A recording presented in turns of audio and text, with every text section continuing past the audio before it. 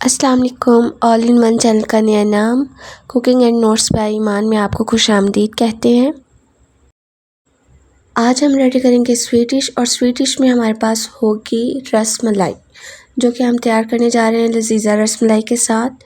بہت ہی کم محنت میں اور بہت ہی کم ٹائم میں یہ کوئکلی تیار ہونے والی ریسپی ہے، جس کا سب سے بڑا فائدہ یہ ہے کہ آپ کی بہت زیادہ محنت نہیں ہوتی اور یہ بہت ٹیسٹی بھی تیار ہوتی ہے. چلتے ہیں اپنی ریسپی کے پروسیس کی طرف، اس کو سٹارٹ کرتے ہیں. اس سب سے پہلے آپ سے ایک ریکویسٹ ہے کہ اگر آپ کو ہماری ریسپیز اچھی لگ رہی ہوں یا آپ کو کسی بھی ٹاپک پہ نوٹس چاہیے ہوں تو ہم آپ کو انشاءاللہ پرووائڈ کر دیں گے. آپ ہمیں کمنٹ میں بتائیں کہ آپ کو کس ٹاپک پہ نوٹس چاہیے یا آپ کون سی ریسپی دیکھنا چاہتے ہیں، کون سی ریسپی سیکھنا چاہتے ہیں. انشاءاللہ آپ کو وہ ضرور پرووائڈ کی جائے گی اور اس کا پازیٹیو رپلائی آپ کو دیا جائے گا. تو ہمارے چینل کو لازمی سبسکرائب کیجئے، لائک کیجئے، کمنٹ کیجئے اور اپنی فیملی کے ساتھ بھی شیئر کیجئے. فرسٹ آف آل ہم نے 1 لیٹر دودھ لینا ہے. دودھ کو ہم نے پکنے کے لیے رکھ دینا ہے اور اس کے اندر ہم نے 3 سے 4 چمچ چینی ایڈ کر دینی ہے.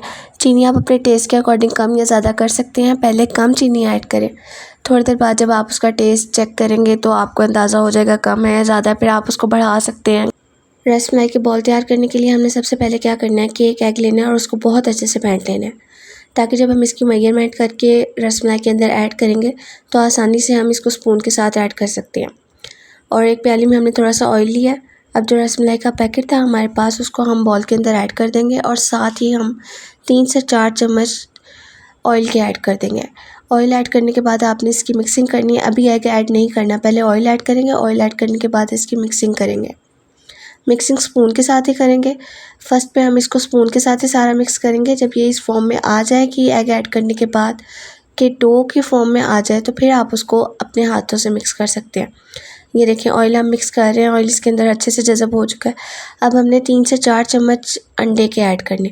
سارا ایگ نہیں ڈالنا، اگر سارا ایگ ایڈ کرتے ہیں تو پھر رس ملائی اوپر سے ہارڈ بہت زیادہ ہو جاتی ہے، یا پھر ایسا ہوتا ہے کہ سافٹ ہوتی ہے لیکن اندر سے بہت زیادہ ہارڈ ہو جاتی ہے. اور اگر آپ کم ایڈ کرتے ہیں تو پھر رس ملائی ٹوٹنے کا خطرہ ہوتا ہے. انڈا کم یا زیادہ ایڈ کرنے سے رس ملائی خراب ہو سکتی ہے، اس لیے ہم نے ہاف ایگ ایڈ کرنا ہے. ایگ ایڈ کرنے کے بعد آپ دیکھ سکتے ہیں کہ اگر ڈو کی فارم میں نہیں آ رہی یا آپ کو بہت زیادہ ڈرائی لگ رہی ہے تو پھر آپ 1 ٹیبل اسپون اور ایڈ کر سکتے ہیں.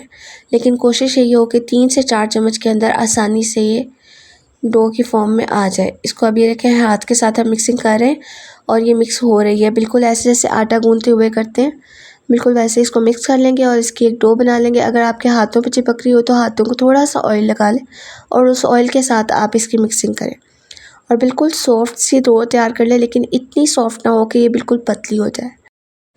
جب یہ اس فارم اور کنڈیشن میں آ جائیں تو پھر سمجھیں کہ آپ کی ڈو تیار ہے.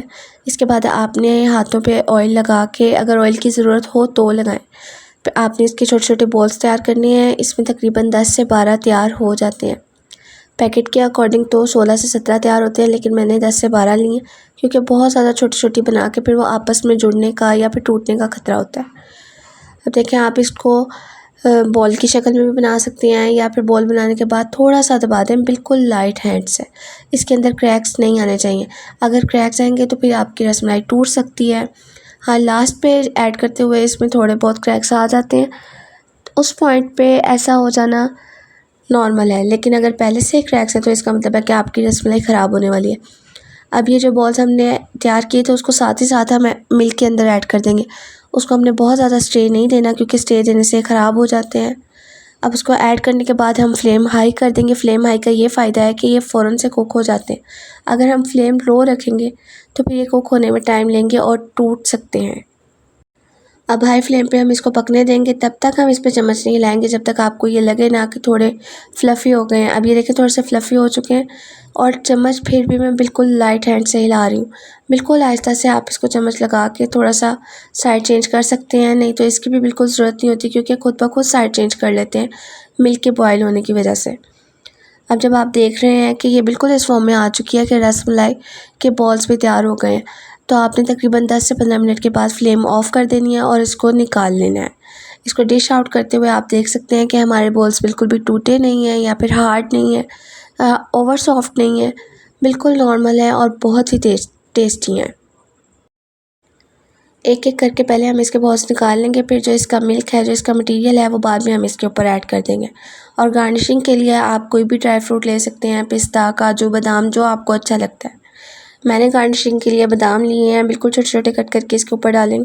یہ دیکھیں، الگ سے ایک چھوٹے بال میں بھی آپ کو نکال کے دکھا رہی ہوں کہ یہ بہت ہی سافٹ بنی ہے، بالکل بھی ہارڈ نہیں ہے، اور ایسے لگ رہا ہے کہ جیسے باہر سے منگوائی گئی ہے۔ بہت ہی کم ٹائم اور بہت ہی کم محنت میں تیار ہو گئی ہے۔